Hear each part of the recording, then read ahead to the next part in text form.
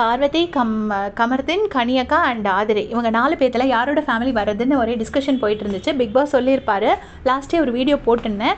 இப்போ 4 பேர் டிஸ்கஸ் பண்ணுறாங்க. ஆதிரை என்ன சொல்கிறாங்கன்னா, எங்கள் அம்மா அப்பாவுக்கு நான் இதுவரை எதுவுமே பண்ணதில்லை, அவங்கள ஏதாச்சும் ஒன்று பண்ணி காட்டணும், நான் இந்த மெட்ராஸில் கூட எங்கேயுமே கூட்டிகிட்டு போனது கிடையாது, எனக்கு அவங்கள கூப்பிட்டு வந்து காட்டணும் அப்படின்லாம் சொல்கிறாங்க.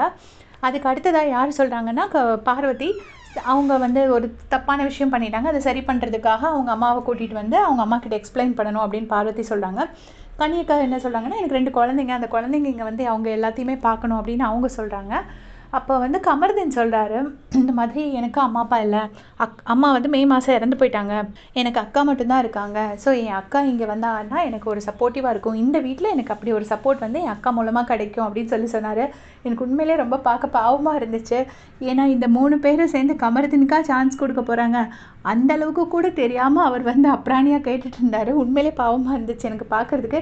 எப்படியும் கமர்தீனுக்கு மட்டும் சான்ஸ் போகாதுன்னு எனக்கு தெரியும், இந்த 3 பேர்த்தில் ஒரு ஆளுக்கு தான் கிடைக்கும் அப்படின்னு எனக்கு தெரியும். பட் அதில் ஹானஸ்ட்டாக பார்த்தா கனியக்காவோட 2 குழந்தைங்களை கூட்டிகிட்டு வர்றது தான் வந்து ஐடியலாக சரியாக வரும். அதுதான் அமித்தும் சொல்கிறாரு. பட் இப்படி டிஸ்கஷன் ரொம்ப நேரம் போனனால பிக் பாஸ் என்ன சொல்லிட்டாருன்னா, ஒரு முடிவுக்கு வாங்க, எனக்கு ஹோல் டே இதுக்கு வேஸ்ட் பண்ண முடியாது அப்படின்னு சொல்லிட்டாரு. அப்புறமா என்னென்னா 4 குச்சியை வச்சு அதில் எது ஷார்ட்டாக இருக்கா எது லாங்காக இருக்கா அது மாதிரி சும்மா போட்டு அதில் லக்கு பேஸில் ஆதிரைன்னு செலக்ட் பண்ணிட்டாங்க. ஸோ இப்போ ஆதிரையோட ஃபேமிலி தான் உள்ளே வர போகிறாங்க, அது முடிவாயிடுச்சு. அப்புறம் பாரு வந்து அமித் கிட்ட பேசுகிறாங்க.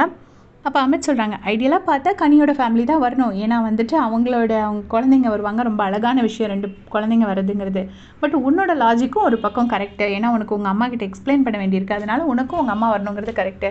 ஆனால் ஆதிரை வந்து அவங்க ஃபேமிலியை எங்கேயுமே சுற்றி காட்டலைன்னா அது நம்மளோட மிஸ்டேக் கிடையாது, அது அவங்களோட இது அப்படின்னு சொல்கிறாங்க.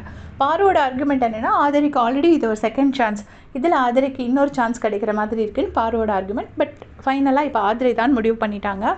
ஆனால் ஆதிரை இந்த வீக் எவிக்ட் ஆகாமல் இருக்கணும், எவிக்ட் ஆகாமல் இருந்தால் மட்டும்தான் ஆதிரையோட ஃபேமிலி வர முடியும். ஸோ நமக்கு அதை பற்றி தெரியாது, பொறுத்திருந்து பார்க்கலாம். உங்களுடைய கமெண்ட் சொல்லுங்கள். தேங்க்ஸ் ஃபார் வாட்சிங்.